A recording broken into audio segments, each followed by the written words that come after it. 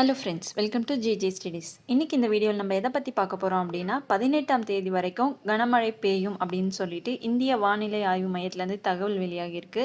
அது மட்டும் இல்லாமல் நாளைக்கு பள்ளி கல்லூரிகளுக்கு விடுமுறை விடப்படுமா இல்லையா அப்படின்றத பற்றியும் இந்த வீடியோவில் பார்க்கலாம்.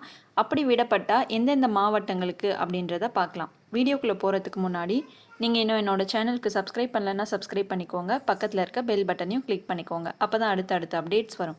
வாங்க வீடியோக்குள்ளே போகலாம். கன்னியாகுமரி மற்றும் நெல்லை மாவட்டங்களில் தொடர்ந்து கனமழை பெஞ்சிட்டு இருக்கிறதுனால நாளைக்கு பள்ளி கல்லூரிகளுக்கு விடுமுறை விடுறதுக்கான வாய்ப்பு அதிகமாகவே இருக்குது. அதுக்கப்புறமா சென்னை, காஞ்சிபுரம், திருவள்ளூர், செங்கல்பட்டு இந்த மாவட்டங்களில் எந்தெந்த பள்ளிகளில் மழை வெள்ளத்தால் பாதிக்கப்பட்ட மக்களை தங்க வச்சிருக்காங்களோ அந்த பள்ளிகளுக்கு மட்டும் விடுமுறை அப்படின்னு சொல்லிட்டு அறிவிப்பு வெளியாகியிருக்கு. ஸோ அது மட்டும் இல்லாமல் தமிழகத்தில் அடுத்த 5 நாட்களுக்கு கனமழை தொடரும் அப்படின்னு சொல்லிட்டும் சொல்லியிருக்காங்க.